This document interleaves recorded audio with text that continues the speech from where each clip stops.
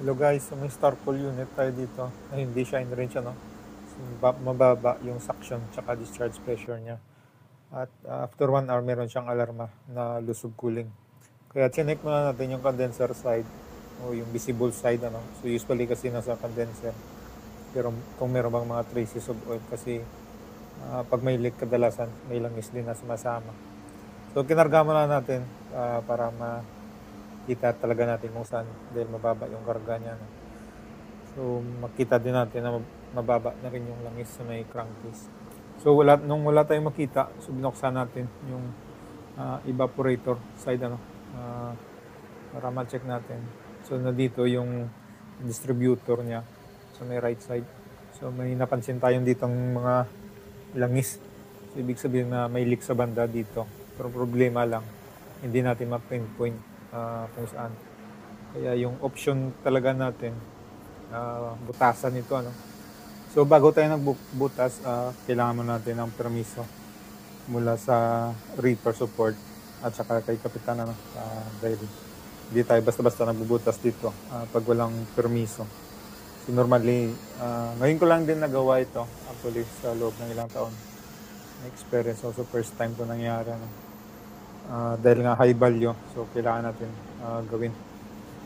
So bago tayo nag-cutting, chinek muna natin kung saan banda para hindi man nasayang yung cut natin ano. So ang problema, double wall kasi ito ano, merong sa labas tsaka meron sa loob at napagitnaan ng insulation foam. So yung foam, wala tayo on board. So kailangan natin sirain at pagbalik naman, so hindi natin mabalik as in original. So gagawin talaga natin, ipi-fill lang siya para ma-insulate kung sakaling ma-repair natin. So dito kasama natin si Peter dahil siya rin ang maghihinang once na makita natin yung leak. So ito yung cutting so sinira na natin yung insulation foam para ma-access natin yung copper pipes sa loob.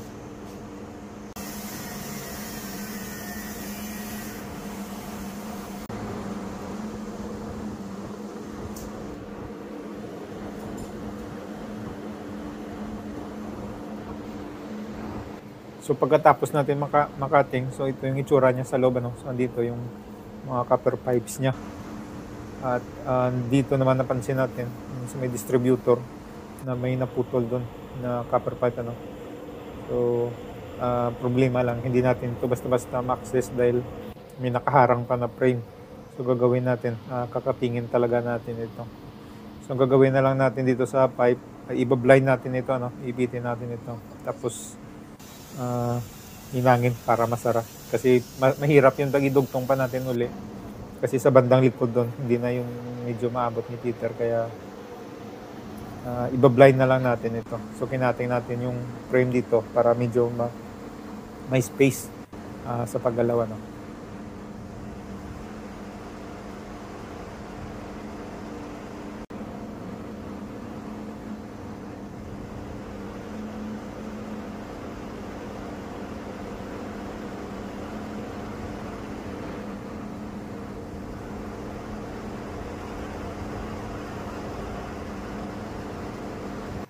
So after na matapos ang hinang, ang gagawin natin dito, babacuum muna natin ito ng mga 30 minutes para totally na mawala yung air ano, dahil nga ang problema kasi sa leak na to dahil nasa evaporator side o sa suction side ano, so malamang nakahigop na to ng hangin papunta sa may system kaya medyo matagal-tagal yung pag-vacuum natin dito, both sa may suction saka sa discharge para completely na mawala yung hangin.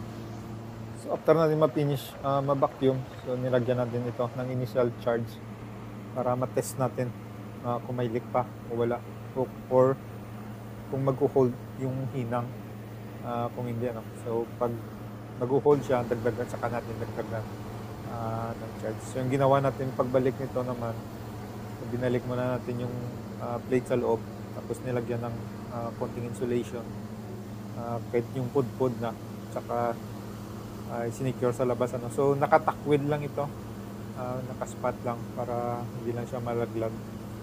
Inabisuhan din natin yung repair team ano, para ma-repair ito properly pababa. So ang importante ngayon ay magiging in range lang muna siya ano. So So mapapansin mo, 'pag mainit na yung condenser fan, yung buga ng condenser fan, so ibig sabihin maganda yung heat exchange niya 'no. So ibig sabihin lumalamig na sa loob. So hanggang dito lang muna guys at maraming maraming salamat.